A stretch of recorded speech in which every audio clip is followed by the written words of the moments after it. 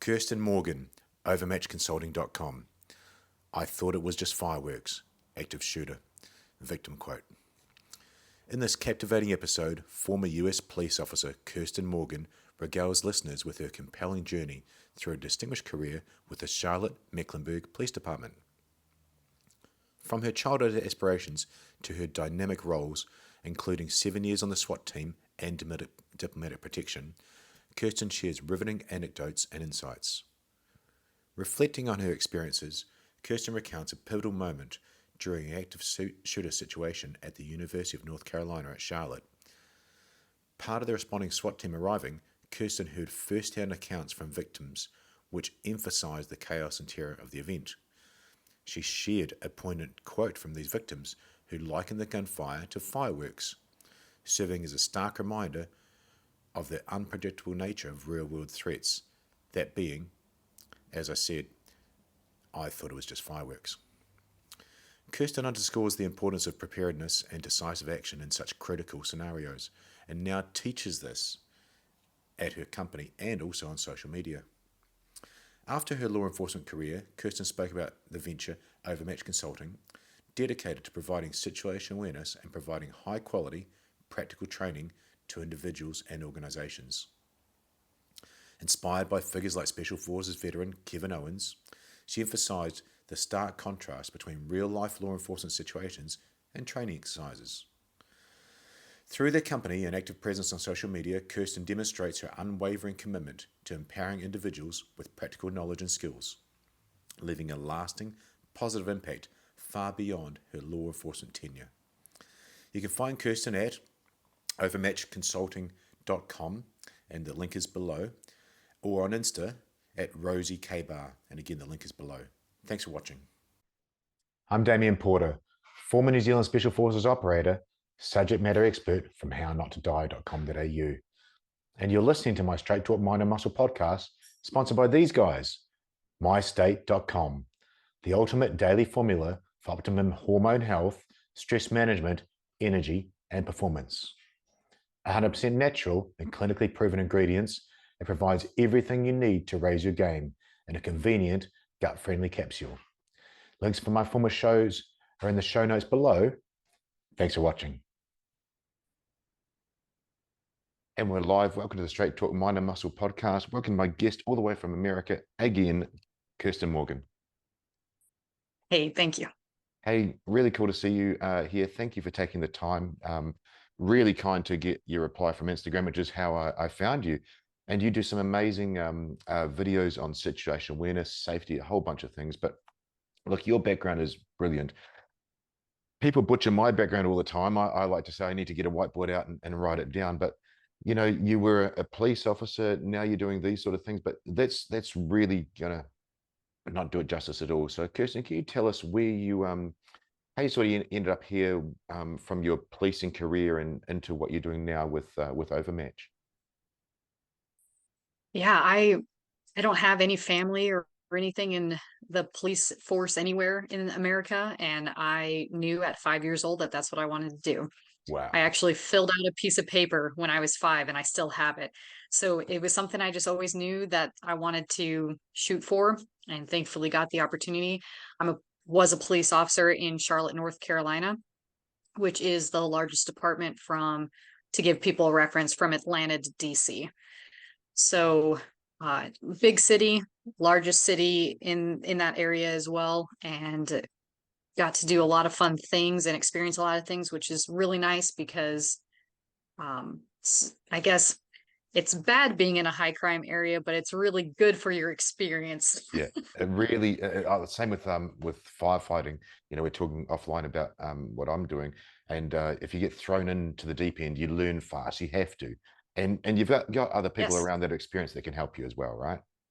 Right. Yeah. And it really develops your skill set a lot faster too, which is super beneficial. And I got to do, because it's a big department as well, I got to do a lot of different jobs that not everyone gets the opportunity to do, which I'm very grateful for. Yeah, people don't realize how diverse policing is, but on top of that, you need skill sets that need to be applied in those situations. So that's amazing. 5 years old. What age were you when you joined the police? I started at 21, which Wow. in America, you have to be 21 to be able to carry a firearm. So, Oh, wow. At the police academy, and I'm sorry, in New Zealand, we call it the police college. So when I heard the words police academy, I just laughed out loud, harking back to oh, okay. that. Um, we had a 17-year-old, I think, or 18-year-old kid in there. Um, what was great was he went in as a kid and he did actually mature really quite well, whereas the other sort of 23, 24-year-olds weren't even as mature as him, but he was very young. They have a Right. like a youth policing uh Like a some cadet kind of, program, we have that too. yeah, cadets, yeah. So he was a cadet straight into the police academy. So that was interesting. Yeah. Yeah, that's awesome. So you're 21, you joined police, and yeah, how long did you do in there, and what did you do through that career? So everyone has to start on patrol, which I absolutely think they should. That's really where you get your roots and develop your foundation for being a police officer. So you do that did that for about 3 years, and then I joined the street task force team, which did a lot of guns and drugs, and that was still at a patrol division level, not like department wide. So went to two different divisions, wanted a different experience. I wanted to be in the worst area as well and get that experience. Was on the dignitary protection team during that time period where I got to do all the stuff that looks super cool on TV, but really is super boring because nothing Yeah, ever happens. yeah. Well, that's good. You've done Where you've you done your protect. job if nothing happens. Right. Yeah, exactly. We'd protect, congressmen and if anybody politically who came in basically. So it was a very cool experience, but very, very boring. And then I moved to a task force where essentially it was citywide and we were somewhat an apprehension unit, somewhat a detective unit. It just kind of depended. Our role changed a couple times throughout the years. But during that time, I was able to make the SWAT team, which I was on for 7 years and just left policing about a year ago. And I was there for 12 and a half years. Wow. Okay, this is going to be interesting. We got a few places to jump off on that a lot of people before you have covered, and I love getting different people's different takes. And you're a year in. I think I interviewed Dallas Alexander a year out from leaving JTF2, the Canadian Special Forces. So his transition is very new. And one of the first people on this Mm, show, one of the biggest guests, is actually he's in North Carolina, Patrick McNamara. He was a Delta Force guy. He mm. might have trained some of the law enforcement guys around there as well, but he finished Delta Okay. in 2012. But let's just go back to the diplomatic protection you talked about, or VIP protection. I had Gary Fahey, who was the head of the team for the Australian Prime Minister here. He used to say that his job was Oh, to wow. you run and hide. People think it's John Yeah. Wick, it's all the stuff you see on TV. Your job is very different than what you see on the movies. It's literally, let's get that Right. guy out of there, run and hide, stay safe, and hopefully nothing happens because you've done your job prior, right? Right. Yeah, exactly. That job is more about what you do before anything ever pops off than it is the actual day of. And that taught me a lot about um basically pre-op organization and development and all of that, which really helped me in my detective abilities later on because it makes you see a bigger picture that you don't typically as a police officer. We have a case and we have this narrow view when you're on patrol. You're dealing with what happened right now. Let's fix it and move on so we can go to the next call. But with that, it's, you're trying to think of every what if situation and scenario you can possibly come up with and thinking like the bad guy essentially. And that helped me develop my detective abilities, which I had to use later on my unit. So I am grateful for that time. And what sort of training did you go through to uh, get that role, to be qualified for the role? And then continuation training, did you train with contractors and other maybe special forces people as well? No, not for dignitary protection. That was, we did, uh, Secret Service has a kind of training that we did initially, and that was basically it. And we would just essentially train ourselves. So there wasn't as much outside training as there should be, because if you're only training in this bubble, this is all you're getting, right?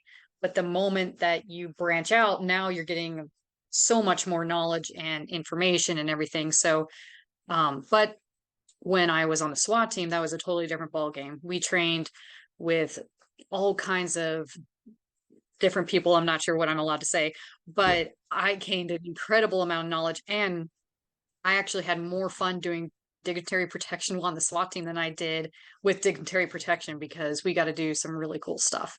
Yeah, yeah, absolutely. Look, I love the level of professionalism of training. I was on the hostage rescue team for New Zealand SAS um, for the time I was in, and you're just training at this high level over and over. You know, interviewing one of the guys that was also in the unit, their life and death decisions every couple of seconds, half the time. We never fire blank rounds. We're always firing live rounds past each other's heads, and some of those things you do are very dangerous, and they rely on you, your skill, and Right. right, so often the person beside you, you're relying on them as well. Yeah. And it's a huge trust factor when that's happening, because I definitely had those moments where I'm like, man, all it takes is one bad judgment call and something could go very, very wrong. But Yeah, that's the reality we live in, right? We have to train at that level, or we're doing ourselves a disservice. I love that you said that. Exactly, you're doing yourselves a disservice, and the public as well. I'm really intrigued. Mhm. Um, a female on SWAT, were you the first? Was there females before you? There was one other, and I was the second. And then when I left, there was one other. So there's three total. We had a team of about 45 guys when I left. And it was great. I mean, of course, there's gonna be the crap, but there most of the time the guys were really good to me, and we were just a team. I love that. One of our tenants, we got four tenants in the Special Air Service, is humor and humility, and brook no sense of class is another one. If you're qualified and you're beside me, you're my equal. I don't care what you look like or who you are, because you're an integral Mhm. part of the team, and like I said, you're an equal.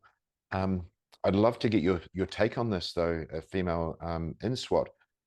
What was it like getting in with all the other SWAT, want to be SWAT operators as well? It was tough. I mean, I worked hard. I had to, right? Because I had the same qualifications as all the guys. I had to Mhm. do all the same stuff as fast as much as it should be. I wholly am behind that kind of mentality, because if you can't do what everyone else can do, one, you're not never going to get the guy's respect ever if you're not doing the same stuff. And two, you're a safety hazard. If you aren't able to do the job, then you shouldn't be doing it. And that's nothing against you, but this just isn't the role for you, right? And um, so I knew that I was going to have to do some stuff that was going to be more difficult for me physically. So I trained 2 to 3 times a day for almost a year. Wow. And it was mental stuff, because a lot of people think like you just have to be this huge, big, burly dude to be a SWAT officer. And that's just not what it is. It's more mental than it is physical. And mental being, um, can you think quickly under pressure, under stress, and make, like you were saying earlier, life and death decisions in a split second, and be the right decision? And also, will you always be there, or are you going to quit? So the physical mental aspect was just never quit, like always keep going. And, I think part of that is who you are, but I also think part of that is how you train. And um, if you want it enough, because if you don't want it, you're never going to work for it, which unfortunately is the mentality I see and saw before I left. When I went through, it was somewhere around 80 plus people who went through when I went through, and we took five. But ever since, probably the next group was 40 or 50. And then since then, there barely anybody wanted to try out, which is insane, because that used to be the thing people wanted to do, but nobody wants to work for it anymore. So, Wow, there's a few things there to unpack, Kirsten. Um, I love that you said, it is the person you are, but also how you train, which ironically, unpacking that is how you train determines the person you are and become. yes, totally. You made yourself over that year mentally tougher, physically more capable. You can get stronger, Hmm. fitter, faster, all those things. That's just the physical training thing. But by doing what sounds, I'm sure, to many of the listeners that don't do that 2 to 3 times a day training, that changes something in your brain. That's self-discipline. Absolutely. Self-discipline. Yes. Yes, and thankfully I had a partner who was on the SWAT team, and he was like a father to me, and he took me under his wing, and he showed me the things that I needed to build my skill set on, and then like kind of put me in those painful situations before I had to deal with them. Like I remember one time we were out training, and he had me put my hands in ice water for 5 minutes. And then and I ended up going through like the SWAT Hell Week or whatever you want to call it during January. Yeah. So that was actually beneficial. But in 5 minutes, and then I took him out and he poured soap all over him, kind of to act like blood. So they were really slippery, but then I lost all those fine motor skills Yep. because they were freezing. And then had to do tons of different things, from the ski triple C, although I guess it's TECC, and shooting and all of these different manipulations with my hands and stuff. So stuff like that, also getting uncomfortable, made me comfortable with being uncomfortable. It is that it's being calm in chaos. And just to translate some of what you're talking about, Yes. you're talking about being cold, being in some situation where you're covered in stuff that you can't use your fingers for, and you're trying to provide real high level first aid to stop someone from dying, because that's literally what your job is: to protect life and property, but also protect Right. life of yourself and your partners around you. You have to have experienced that. I'll tell you, I was listening to uh, Tim Kennedy, but then also Tony Blauer just the other day, and it was amazing. I mean, you and I have been through many situations that if we went into a room, stacked up outside a door together, we'd be okay. We'd figure it out. We both, Yeah. because you've been exposed to it, I've been exposed to it before, so it's not much we haven't seen. And Tony Right. Blauer was saying, imagine you and I are at a concert. We're at this cool concert. Maybe we're at the back, because that's probably where we stand sometimes in the Hmm. concerts. And we look up and we see a hang glider. What would you think? You'd Mm. think, oh, that's a bit weird. Haven't seen that before. You sure as hell wouldn't think, oh, better get into some cover because they might start shooting, because Right. we haven't been exposed to that before. And it blew my mind that, yeah, I'm in that job. I'm in that role. I've been teaching unarmed combat and self-defense for 23 years now, I think it is. But if you haven't been exposed to something, you can't react effectively. And that's what Right. your mentor taught you, was exposing you to it. So Mhm. when it came along, you didn't explode, which I'm sure you saw some people's brains explode on Right. your selection process, right? Yes. Yeah, for sure. For sure. And that is a great point. If you haven't even what ifed it, even mentally gone through it before, how do you ever expect yourself to react appropriately or react at all and get past that freeze point? And that's kind of what I do on my Instagram Yes. is I show these videos of surveillance footage of attacks that have happened, and I break it down and I say, this is how this person could have at least anticipated, maybe not avoided altogether, but at least given themselves an extra second or two to say, something bad's about to happen. What am I going to do? Because if you watch these videos and are dissecting them with me, then you're also what ifing it and you're processing now. And now you're not just the guy who's completely oblivious and becomes that victim, if that makes sense. It really does. The one that got me, the reason that we connected, you did a video where people are parked in say a shopping mall, unfortunately nosy parked, which we don't do, but hey, people do, and people also Yep. make mistakes.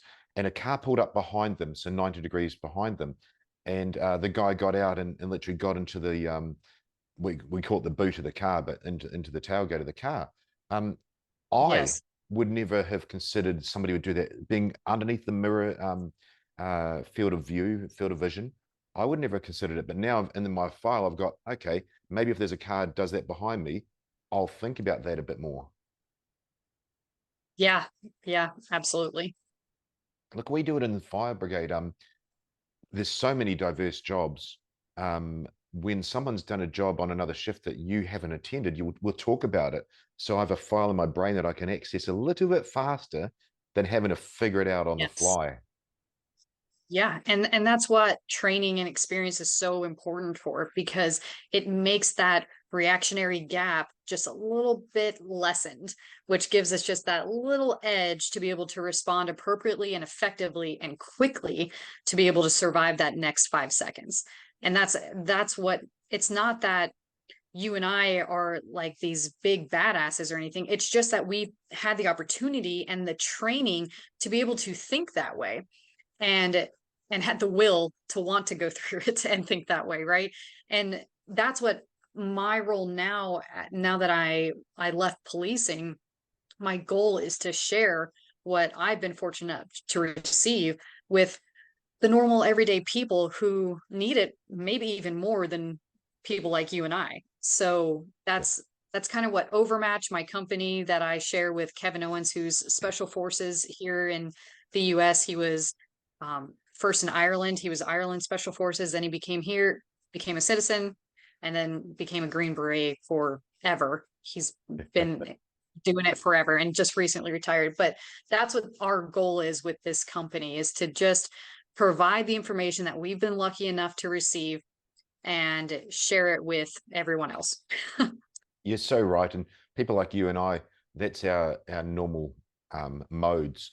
And, SWAT, special forces, we're not the people that are first on the scene. The first on the Oh, scene is the untrained uh, patrol cop in American speak, mhm. or general duties officer Yeah. here. And they're the ones that are going to have to take that shot immediately. And they've done one over here. It's one magazine a year. It's a very low level of training. Um, let's go back to what you're doing with the Instagram though. And I'll go into Overmatch as well. It's brilliant what you're doing there. The way you're putting it out. I think it's really well received from a female. Just your communication methods, same as policing. Um, Males and females have advantages and disadvantages. One of your advantages is communication, but you seem to break the barriers down really well. What made you decide to start to do that and use social media as a platform for teaching and empowering others?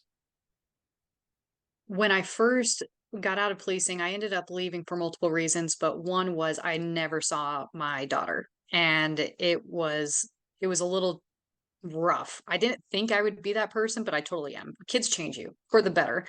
So some other things were going on with stuff here, and I'll just leave it at that. But I ended up starting looking for another private sector job, Yep. and that's when I saw Kevin Owens was looking for a female firearms instructor. So I ended up going to working with him in our old company, and in that company they made you use social media, and I had never done that before because that was not the role I had, right? So I had to completely relearn things, and I'm still completely oblivious. Like, I have to figure out, I just 2 months ago figured out what POV meant. So all the lingo and stuff, I'm still figuring it all out. But I realized the reality of it is social media is a huge marketing platform now. And that is a way to get the word out that is fairly inexpensive for the most part. So that's basically what I use it for. I don't monetize on it. I don't know if they just don't like what I post, since it's not like happy stuff all the time. But I ended up finding when I started Overmatch with Kevin was the need for the breakdown. Yes. We did all this training with different women and men alike, and their ability to articulate what it was they were seeing or feeling was very, very minimal, if at all. And there was a huge breakdown with that. I'm also a concealed carry and firearms instructor here in North Carolina, And one of the things I saw through that training of what we train students is the lack of articulating your actions or your thoughts or your observations.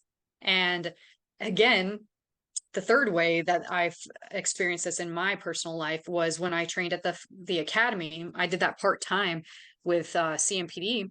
And at the academy, we taught the recruits all of these different laws, all of these different combat skills, firearm skills, driving skills, and all these things that they had put together. But we never once told them how to articulate their actions of how they got to the place where they were fighting or shooting or whatever.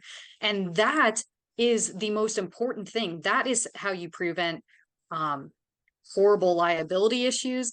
That's how you prevent bad shoots or excessive uses of force. Yep. You know, there's so much that can be gained from being able to explain to someone how to verbalize and articulate what it is that you're seeing, thinking, feeling. And especially in the civilian world, they would just be like, oh, well, he's creepy. And I was like, he's creepy, so you shot him? Like, that's how you go to prison. No. So that's essentially where, long story short, long story long, how I developed this Instagram is because like no one, there's 1.5 million people out there who can show you how to shoot, right? It's not hard. You can teach a monkey how to shoot, but teaching a monkey when to shoot, you can't do, because a monkey can't think like we can, right? It's the brain is the most important thing that you need to develop. And it's not black and white. I mean, the comments on my crap is insane with people just, oh, I would just spray and pray. Well, you better pray because you're going to prison. So that's where it came from. That's really cool. I love that. I do. Stuff does need to be broken down because real world happens so fast. People don't realize it can go from 0 to 100 in 2 seconds, 5 seconds. You know, that's pretty much it. And I mentioned Tim Kennedy before mentioning Tony Blauer. One of his students from, and I'm sure you're aware of, is it not Sheepdog Response? He's got some kind of awesome Sheepdog Academy or along those lines. One of his students that he does jiu-jitsu with and comes along, he was going home last night. It's had all the socials. Everyone was sending it to me. He was going home last night, goes to his door. He's got a cup of coffee or a hot beverage, it said. And these 2 bad guys. Oh, that was him? That was him. Not Tim Kennedy. Yeah, it was his student. My video tomorrow is on that one. Well, there you go. So Tim was on. The one they sent me was Tim breaking it down. Because even to my trained eyes, the first time you see it, you're like, oh, I missed about 10 things. But someone breaking it down is just does such a service to us. You know, that guy, he turned around, he threw that cup of hot beverage in that guy's face, and that gave him a second to draw, 1 second to draw, and then that started doing things. It caused the distraction. Yeah, it's super important. It's never a good time to draw your gun when there's a gun in your face. You got to wait for that opportune moment, and he did a phenomenal job. He did, and then you talked about comments. You're like, everybody can come and say, oh, he should have done this. You know who's going to be doing that the most? He is. He's you know, you and I know that, but the people out there that have never been in a situation, if you're okay, I mean, I say the first rule of self-defense is there's no rules. As long as you're safe and as long as you win. If you don't do any of the stuff that I teach you, as long as you're safe and as long as you win, in my view, you've won. So there's all these things someone could have done, but if you're safe, you know? Yeah, you always have what do they call them? Like the armchair warriors or whatever. Yeah. They're always going to have something to say. But you were in it. You had that split second to make a decision and you won. So I don't care how ugly it looks. If you've ever been in a fight in real life, it's not pretty. It never is pretty. It's not John Wick, that's for sure. No, I wish, but no. But that's what's so great about what you're doing, and that, again, thank you for connecting from what you're showing out there on the socials, because you're breaking it down and you're making it realistic. Now, on that, I'm going to come back to SWAT because we've missed a couple of things there. But on that, you've got a video, and I don't know who that guy is, but he's renowned for being insanely stupid at what he teaches, and I say that with Yes. emotion. This big, what do you call it, African American guy, and he teaches some self-defense things and gun disarms that'll get you killed. I've forgotten the guy's Hmm. name, but you actually broke that down a little bit on one of your videos. That is also something we need to get on top of out there as well. Yes. Yeah, there's a lot of misinformation. And it's unfortunate because honestly, even if someone says, "Hey, I was a SWAT officer," great, where? And for how long? And what was your process? What was your training process? What kind of, re-ups did you have to do every year? Because what just because you're a SWAT officer doesn't mean you know what you're doing or what you're talking about or that you even have the skill set. I mean, a lot of it has to do with where it is, the money that goes into that department, the money that goes into that team, and the willingness to get outside that bubble and get the other training so that you're not just repeating the same stuff over and over and over again when you could be missing boatloads and probably are. When you talked about your entry into SWAT, you talked about I can't remember the word you used, but you really enjoyed the fact that it was essentially one standard, and that's paraphrasing what you said. Yes. One standard. Hmm. I'm sure in police over there, it's same as here. For general policing, female standards are lower than males. When I joined the fire brigade, it was one standard. So it's great. You've passed, Kirsten, you're wearing the same uniform, we're equal. You can save my life, I can save yours.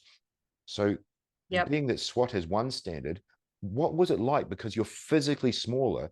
What was it like with all that gear? And people don't realize how heavy that stuff is. The shields, the guns, the explosives, the breaching tools, the armor. What's it Mhm. like for you? You spent so long on it. You spent 7 years doing that job. How was it physically for you to do? It was a lot sometimes. I mean, there was no getting out of shape, that's for sure, because I wouldn't have been able to do the job. So I had to keep that up, which was good for me on every level, as I'm sure for you, it's a mental thing as well. Um, it, it's it was a lot, but it was always worth it. So it wasn't like a burden for me, essentially. It was I've got to make sure that I'm up to standard and that I can at least do what everyone else can do, if not more. My goal was always to be able to do even better so that there was no question, right?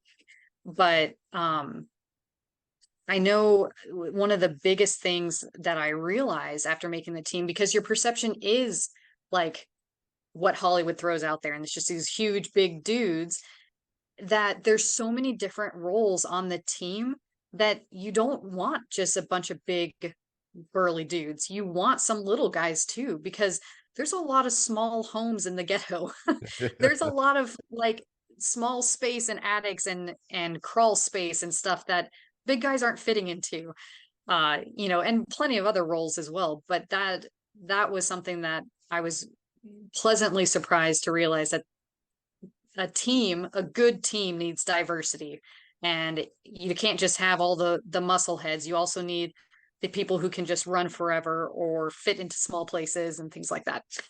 Yeah, absolutely. Absolutely. We had a guy who was a gymnast before he made the unit. And I remember when you were saying about crawl spaces, we literally threw him up in the attic to try and find a bad guy once. Yep, exactly. I've had plenty of attic time. And the other side of it is you talked about the diversity and the idea people get. Special forces, look at Delta, Delta or Six, TEAL Team 6, and I know a lot of those guys are contracting now. GBRS Group, they've been on the show. They teach a lot of law enforcement guys. They're not the biggest guys around at all. There are big No. guys for sure, but you take the armor off and they weigh less than me half the time. Yeah. Yeah, absolutely. Almost all the guys I've met through Kevin and just working with him and him being so involved in that community, there aren't very many big ones, which is also pretty cool to realize. That said, though, we had one big guy on my team, and I won't say the size of the team because that's not public knowledge, but we had a bunch of different teams. He was a big lad. He weighed about 100 kilos, so that's 220 pounds. And My God, he would work hard at PT. He'd puke just about every PT. Hmm, So he's working harder than I am to do X time. I'm not working as hard as he is, but he knows his standard, just like you're saying before, he needs to keep up. So he would work so hard. He's just physically bigger. And it was amazing to see right. his mental toughness to put himself through that, just getting ready to go to do the job. Yeah, that's great. Those are the guys you want beside you. Oh, hell yes, but pulling him out of the building was very hard. I remember I was nearly dying trying to pull him out when we did an exercise once. There was a nerve gas and had got out, and they put a little foaming tablet in his mouth. So, okay, I've got to get him out. And have you ever tried dragging someone just with one hand, or maybe even two if you've got At the cover? But vest. yeah, from the vest over carpet. Oh, the worst. So much friction. Oh, look, thanks so much for your insight into SWAT and what it's like as a female there. And you really haven't, in any time when I questioned you, is lent on that at all. So it's just great to see your attitude on that. I'd like to move on to something you did in SWAT, and I looked it up, a little bit of research on you yesterday, and it was this active shooter, University of North Carolina, shooting in 2019. Could you talk us through Yep, that? Because that seems to be quite a pivotal event in your sort of journey. definitely. If you're okay to talk about That it though, day, Kirsten. yeah, yeah, of course. That day we were already deployed, which was amazing because if people don't realize it, the SWAT team isn't just always together all the time, right? You're in your different areas and or maybe you're at home and then you get the call and you all circle up and try to get to wherever you're going. So it could take potentially 30 plus minutes. But we were already out on a barricade Wow. and so our response time was phenomenal. I think it was 10 to 15 minutes, which is crazy. We're never that fast. So and it would have been even faster if we were on the same side of the city, but we were on the opposite side. But we're in this barricade and this guy will not come out. And we've been out there for hours. And all of a sudden, our sergeant gets on the radio and says, I need half of you to leave right now for an active shooter. So I was with a guy who he was actually one of the case agents for the barricade. So he stayed and I left. And it's exactly what you would think it would be. The chaos, the the fear in the kids' eyes and stuff. I mean, I guess there were some of them are adults and everything, but it's just it's so heartbreaking seeing such evil and the response of the victims to that. It was I mean, no police officer that day was the hero. It was a kid named Riley Howell, and he ended up the shooter went into the classroom where he was. He was a student previously, but couldn't afford to keep going, so he dropped out. Teacher spoke to him and was like, "I really wish you'd stay," but he didn't want to because of the money issue. So he was like, "I totally understand, but if you can ever come back, whatever." Well, we found out later that the reason why he went and shot up this school was because he was in debt and didn't want to have to pay his bills anymore. So, Wow. yeah, that's the kind of mentality. It's just such a different mentality than the guy who comes up to you and says, "Give me your wallet." Um, so I believe I'd have to look this up to make sure, but I believe he tried to go to another school first and it was locked. So he went to the UNCC Can I campus. pause Went that in, there, please, Kirsten? Can I say that pause? again? Can I pause that? That is the Yeah. perfect example of what you and I teach. You know, so often I'll show on the videos, here's a tool to make a bad guy change his mind. You know, putting a bullet in someone's Mhm. head changes their mind. A locked door, your car door changes their Yes. mind. So you're saying a little lock on a Yes. door stopped a mass shooting in that school, right? Yeah, exactly. And the harder of a target you make yourself, the less likely you are to be a victim. Because Mm, criminals are lazy. That's why they're criminals. They want an easy hit as quickly as possible, right? And for a situation like this, the mindset is just totally different. They want to take as many lives as possible, as quickly as possible, typically to gain notoriety, and they don't plan on living. What is that? That's a coward with a gun. That is a coward. A coward is not a man like you who is a born warrior, right? You understand how to protect life. You have honor and valor. And that kid or adult, like what happened in Maine the other day, that guy is a coward with a gun, and they don't expect a fight. And the moment you bring a fight, everything changes, even if that fight is a simple lock, because they don't want to have to work through it. They don't have the time to work through it. They know that. And they want the easiest route possible, right? Wow. Yep. They want the conglomeration of as many students in one spot who aren't running, who aren't fighting. Anyways, I could go on and on about that because I'm so passionate about it. But well said. So well said. He ended up choosing the old classroom that he went to, and one of the students, the first thing he said was, "I thought it was fireworks." So I always tell because I teach active shooter training, Right. and I always say, okay, because that comes up in almost every single active shooter. There is some kid or victim who says, "I thought it was fireworks," or something like that. Yeah. And I say, okay, stop right there. Is it normal to hear fireworks in a school, in a church, in a place of business, anywhere other than on the 4th of July in the park? It's like the hang glider analogy that we had from Tony Blair. Yes, exactly. That's a perfect example. And of course, everyone responds, well, no. Okay, then treat it as if it's gunshots. If you hear fireworks, it's gunshots. Like, that's what you're telling yourself. That is what your response needs to be, so that you react as quickly as possible. And then say it is fireworks. Say it's some like jerk senior who decides that that's funny on the last week of school. Well, then what have you lost? Nothing. Maybe you're a little embarrassed and you got out of class for 5 minutes. Great. If it ends up being that, it ends up being gunshots, but you go into denial and you say, no, it's fireworks. Then what have you lost? And it could be everything. So that's what this one student thought he heard. So he is able to kill one, and then Riley Howell tackles him and fights with him until the UNCC police, because there's campus police as well, are able to get there. And he ended up losing his life in the end, but it's because of him that not more people lost their lives. I read that part and I was stunned, that guy that tackled him, that last round he gave his life. And from what I read, absolutely, and what I read is very different. You were there. The guy literally, I don't think he counted on having a guy on him and putting a round through his head, right, close up. He put his gun down and said, "I'm done," didn't he? Yep. Yeah. And it's purely because of Riley Howell's reaction, because he wasn't a coward. He was the warrior mentality, and he ended up losing his life because of it, but he saved countless lives. That's amazing. I interviewed Lieutenant Colonel Dave Grossman, which was amazing because I read the guy's book like 25 years ago on killing and on combat and so on.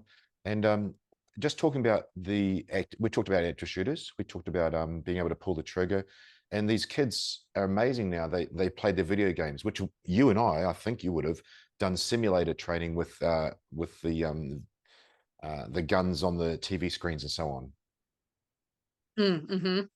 That trains police officers, it trains military. Well, these kids are doing exactly the same with their video games. But, he would have I say trained in air quotes for the listeners, but he would have trained doing that in some respect. But he never thought what we do is you got a guy on top of you and you put a bullet in him, and it changed it became humanized for him. And so he said, right, I'm done. Yeah, exactly. And thank God that that's what happened. Wow. So you guys responded that super quick. What happened when you guys rolled up? Because he's put his gun down. The other campus cops had got him secured. What had happened when you guys rolled in? Yeah, we weren't there quick enough for any of that part. So our knowledge at the time was there were two shooters. We were getting conflicting reports, and we were also getting conflicting buildings. So there were two buildings side by side. Oh no. So the first building was clear where the initial shooting happened, but then the second building still needed to be cleared. And that had, I guess someone had thrown a rock through one of the big, huge glass panels. Yeah. So we were trying to figure out, okay, is there a second shooter? And part of this glass break is from that and whatever. So which is kind of ingenious of whoever was trying to get out, because that's smart if the door was locked, but or get in, I guess. But so we went through, and I mean it took hours. We were out there forever clearing, and we were still finding people hiding in different offices. Every single door was locked. They had no master keys, so we made lots and lots of money of damage getting into all those rooms, which was exhausting. Some of our breachers, they were literally near vomiting. It was rough. It was rough, but you can't stop, right? You can't on and say, wait, I need a break. That's not how it works. So we just kept pushing, and it took a few hours, but we were able to clear it, and then it was time for homicide to do their job. Now let's roll back a bit. You've thrown some words out there. It took hours. These guys are really tired.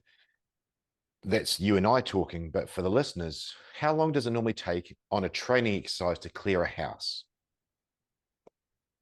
Oh, a training exercise? Yeah. Oh, not that long. Especially if you're using and it doesn't even have furniture or anything, Yeah. you're just walking into a room with four walls. It's a lot quicker. Yeah. We had time, if we had 4 points of entry on a building, we're looking at under a minute for that thing to be clear, then go back and re-clear it. It's insanely fast. And that's the whole point.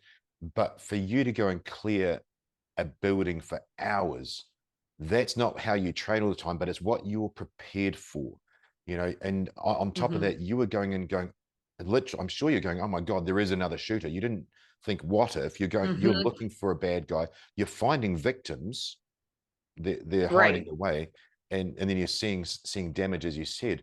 You must have been on high alert, but for so long, that's such a adrenaline need, and mental Right. and physical resilience need as well. Yeah. I never even thought about that until you brought it up.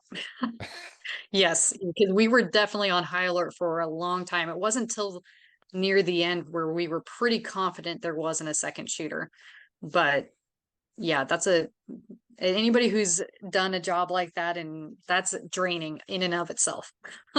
That's amazing, but again, going back to the first 20 minutes, you never at all leaned on being a female into SWAT, and you just, again, now you went, well, we just cleared it for hours, as if it's a thing. And that's the way we roll. But the level of commitment that's needed from you, Kirsten, to stay on your game, to save other people's lives, which is what your job was, is amazing. And that you haven't thought about it is credit to you. But yeah, you've also got to step back and do a bit of that realization of what level you were at then.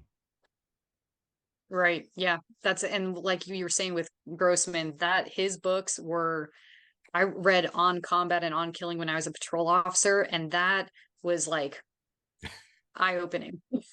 Yeah, he was really cool to talk to on those things, because he's very skilled in that area, and so different in America with your policing. It's not supposed to be combat, but over there, it's life and death so many times. Yeah. Yeah. Unfortunately. Let's move on to what you've touched on a few times, your company, Overmatch. What made you, so you left a year ago from policing, what made you go and start your own company, and what is it that you do? We've covered a little bit, but so you can literally get that sort of soundbite out. So Kevin Owens started the Overmatch, and I partnered with him. Yep. And his focus is, well, both of our focus is the precision rifle stuff, because he was a sniper for a very long time. And then my side focus is the situational awareness stuff and the trainings that he and I will do with that at times. And I have more of a heart for that, to be honest, than anything else, because I think it's such a life-changing thing. I know it's not as fun or cool sometimes, but and he'll tell you this too, when we do those kinds of training and then we put them through the scenarios with the sim gun and doing the force on force kind of stuff, and they leave and they're just like, wow, not only do I understand more, can I articulate better, do I understand the law more, I now have confidence and I feel empowered to be able to defend and protect myself, which is always awesome to hear. It is, you're empowering people, and that's a throwaway word nowadays. It's on billboards and slogans, but you're Yes. teaching people to save their life. Um, just by locking that car door can change that bad guy's mind. The video I put up with there's a guy in the middle of an intersection, and he had a metal pole, he was smashing cars. Just by seeing that, everybody else that wasn't in that can realize they can drive away or drive over him. That's an option. But if you're in it, you're that woman screaming when he smashes your window on your babies. It's Yeah. life-changing what you do, Kirsten. So that's your summary for Overmatch. That's really what you guys are doing. But what sort of people are coming to see you? Are you still in North Carolina? Yeah, we travel some as well. We do some Zoom training for people who just don't have the ability to travel, and we're not doing it to be the cool guys on Instagram or any. I mean, that's why our Instagrams aren't the cool guys, right? We're Yeah. giving real information. Our focus is real training for real people, not the stuff that's going to get you killed, not the stuff that looks cool or that makes me feel good about myself for my Yeah. own ego, Yeah. but stuff that's practical that you can actually do. Some people, I had one person message me like, what would you do in this situation? And one person responded, oh, I'd have my hand on my gun ready to go, like always. And like, no, you have two kids in the car, you're getting groceries out, and you're at your house. You are not going to be doing that. Like, let's be reasonable. The best thing you could do in that situation, because she had parked forward into her Yep. driveway, I was like, let me give you a practical solution to this. Reverse. By just simply reversing into your driveway, now your field of view is everything in front of you. You may still not be able to prevent it completely, but you can anticipate it coming, which might give you enough time. Because in this certain situation, the video, she was getting her toddler out of the back. Yep. Her back was to the suspects. If she had reversed, her forward would have been to the suspects, and at minimum she could have closed the door and stepped away. So now at least she's gotten her kid out of the The scuffle, or X. whatever you want to call it. The what? The X.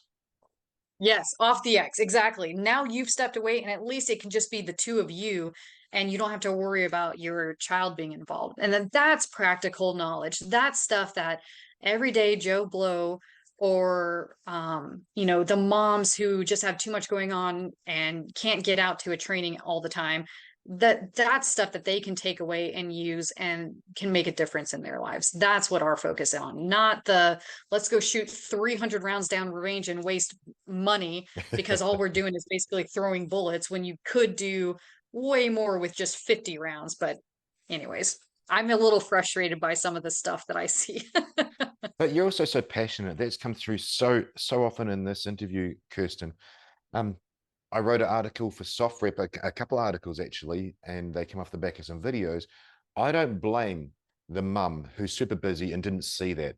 And I don't blame the grandmas that are at the playground in France that watched some maniac with a knife come in and start stabbing the people they were babysitting, their toddlers there. But I do now say that now that's happened, we can then add that to our filing system there. And now when you see the weird guy in the playground, Right. you're actually thinking a bit different. When you see the hang glider, you're thinking a bit different. When you hear the fireworks at school, you're thinking a bit different. So I don't in any way, shape, or form, and I'm sure you're the same. They're not to blame. They've never been through it. But now when we're teaching, now that person we're teaching has got a little step up, a little advantage that they didn't have before. Absolutely. Totally agree. Perfectly said. Gosh, it's been amazing hearing your take on things, and yeah, really, really cool to hear your journey through your career and the things you've done there. Where can people find Overmatch, and where can they find these cool things that you put out as well? My Instagram handle is Rosie Kbar, ROSEYKBAR. And I think I have a Facebook page too with the same name, but I'm so bad at all that. It's definitely not as pretty, but I put all the same content on the other one. It's just not as pretty. And our website is www.overmatchconsulting.com. Awesome. And prior to this part of the interview, at the start, we do the show notes, and those links are in the show notes physically, and I go through those in the intro as well. And your website's really nice. It's clean. There's so many websites out there. It's difficult to figure out what's going on, but yours is nice and clean. Literally see exactly who you are and what you do. And what you're doing is so important. You know, you said you don't monetize, me neither. This is literally you and I as people just putting information out there to help others. And that's really our job, is we've been in the service of others for our careers, haven't we? That's a great point. That is very true. So Yes, what you're very doing is true. so important. You know, so often in these shows, I say, if one thing we've said in this show has helped one person, we've done our job for just under an hour, haven't we? Yes, that is the goal always, for sure. Look, thanks so much for coming on, Kirsten. Lovely to be able to meet you, find out more about you, share your journey, and yeah, what you're doing is absolutely brilliant. So appreciate you. And I might even connect you with a few of my friends over there in North Carolina. I'm sure you guys would speak the same language as well. That would be awesome. And thank you so much for having me. This has been a great pleasure. Oh, awesome. Thanks so much, Kirsten. I'll hit pause. We'll have a quick chat. Hi, thanks for watching. I'm Damien Porter, former Special Forces operator, and check out my new project for 2023 at hownottodie.com.au, where I've combined all my Special Forces training and police officer experience to help others. Thanks for watching.